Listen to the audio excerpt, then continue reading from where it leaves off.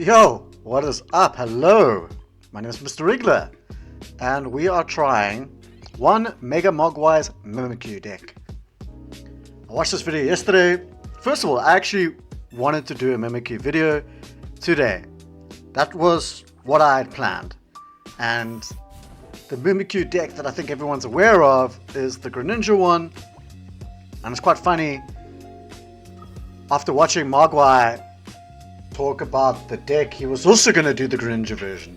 And then he just deleted it after recording it and then went and built this one. And man, this one is cool. This one is based.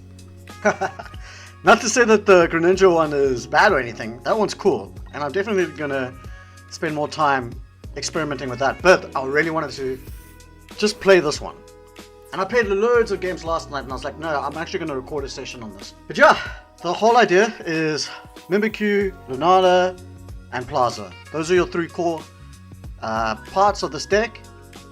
I do think there's some optimizations that could be made. I'll get to that later. There's definitely a lot of decisions that you need to make. I think it's a skill expressive deck.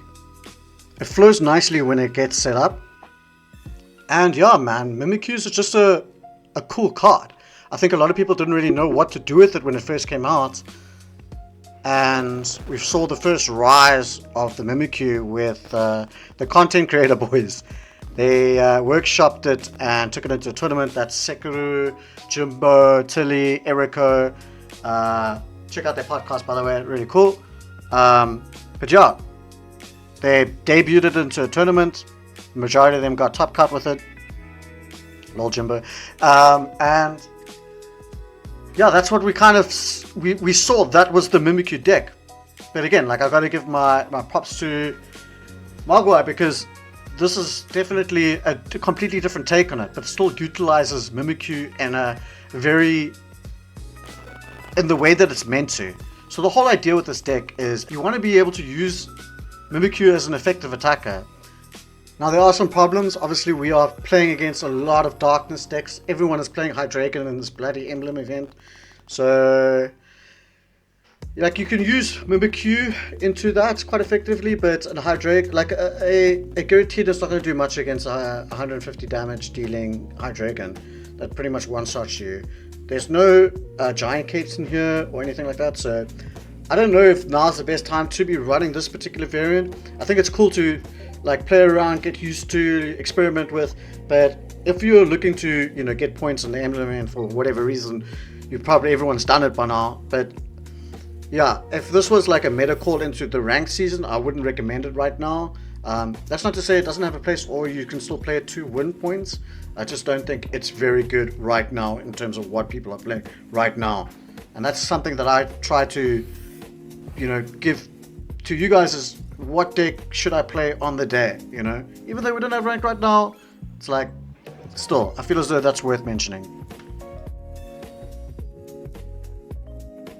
Another thing that's really cool about this deck is there's almost always a line.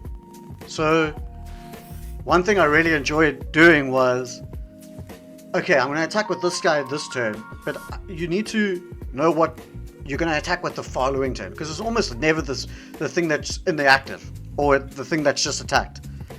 So Mimikyu goes in, he attacks, he gets hit, now he loses the thing. You retreat out for free, you use Lunanla's ability and you attack with the next thing. That's the whole idea. You're kind of pivoting around. So you need to decide on what you're attacking, not just with this turn, but the next turn also, and sometimes 2 turns ahead, if you really want to start maxing out the value from this deck, the diversity of the different attackers. My one little piece of advice: save Giratina for last. Yeah, and use Mimikyu's first. So the cool thing is, you manage on what you're going to attack, and you manage on what you're going to get attacked by. And Giratina, despite having 150 HP, it's very easy to get KO'd.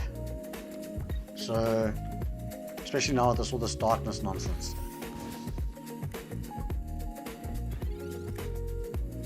So where the deck struggles, no hand rip. Chingling is a nightmare. Other than your Mimikyu, there's no real sustain. So there's no giant cape, there's no potions, there's no PCLs, there's no lilies. So when you are tapped out of your disguise ability, you pretty much feel naked. And another big thing that I personally found very worrying a lot of times was hand rip. And yeah, like I think it's very, very important to have hand rip in this meta, especially with like Kangaskhan's, where they've got Ilimas, and we actually play a game where they just they put a Kangaskhan in the front and we can't do anything about it. Like, we know that they got Ilima in the hand, but we can't do anything about it. And yeah, that's kind of frustrating.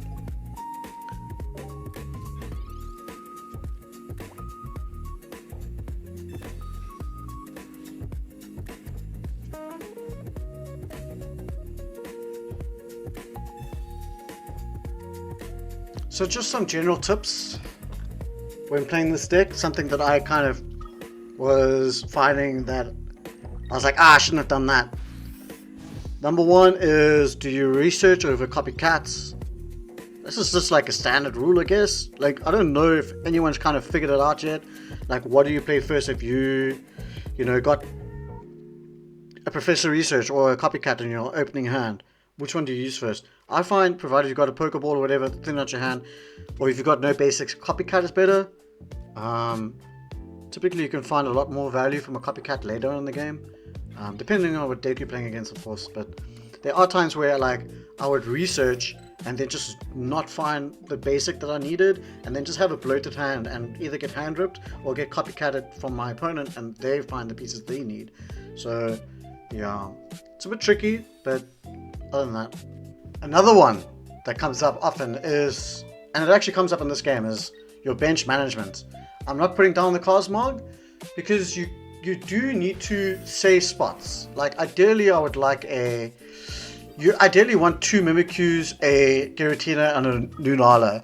Like, it's very rare that you're able to find 2 Lunalas, and even still it's almost never worth it, so just keep in mind what you bench. Another thing is Mimikyu. You want to prioritize your energy on Mimikyu. If you don't have a Lunala on the board, especially, Peculiar Plaza, again, something you just kind of need to ingrain into yourself when you're playing this deck is like, not what you can attack with this turn, but also what you can attack the following turn. And sometimes you can use Mimikyu as like a shield, and then build one at the back, and then Peculiar Plaza and swap it in, and then attack with the other one, right? So, stuff like that. Mimikyu's utility really comes online with Peculiar Plaza, and you being able to activate another one instantly, not just a Mimikyu, but any of your primary attackers. Like here, we can just retreat out and start attacking with our Lunala. Nothing's going to return KOS. We get to keep all the energy on Mimikyu, zip it up, or as Mogwai likes to say, "But connect!" Dude, I burst out laughing when I heard him say that, man. Bro, that's so good. I gotta just make that my thumbnail. But yeah, Lunala, such a great card, man. Something that I've always hoped that would come back in a way that's meaningful. The 100 damage is not impactful. The HP pool is nice, but the ability, I've always kind of wanted to keep an eye on cards that synergize with the ability, and this is it. This is the Peculiar Plaza Lunala build. Like, that's what it is. Mimikyu just adds that extra utility of being able to get hit twice. It makes perfect sense. It makes perfect sense. I'm sure there's other sorts of cards that you can use that use this kind of synergy, but I really like the Mimikyu touch. Some of the cards that felt, I guess, underwhelming, or maybe cards that I think that I would exchange. The Xerneas, I understand it's for Oricorio. I just feel like the deck is missing some like big numbers. Even Giratina hitting 130. 130 is just an awkward number in this meta, man. Like 150 is the damage to be hitting at this point. Well, 140. So I would love to put a Mewtwo in here. I guess that's the only other card that I think can hit. That's psychic, and that's a basic that can hit for that and has a decent enough HP pool that it doesn't instantly return KO'd. I don't know. Let me know what you guys think. The other card is Sabrina.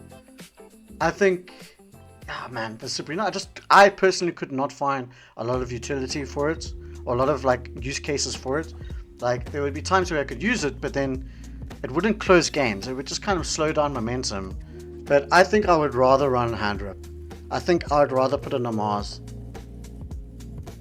because disrupting their hand just seems so much more meta relevant, especially when you're running all these 2 price pointers. But yeah, what are my final thoughts? I love this deck. I love the idea. I love the different cards. Anything that kind of leaves you making decisions as a deck that I'm going to like. I've always liked Lunanla as a card, as something that has an ability. But the main thing is that this is just a cool way to play Mimikyu. This is a cool deck, dude. I don't know how else to really describe it. You're gonna have some problems playing it in the emblem events where there's so much darkness, unless a new deck kind of comes online that just starts ruining the High Dragon's lives. By the way, Baswal Katana, we need you, bro.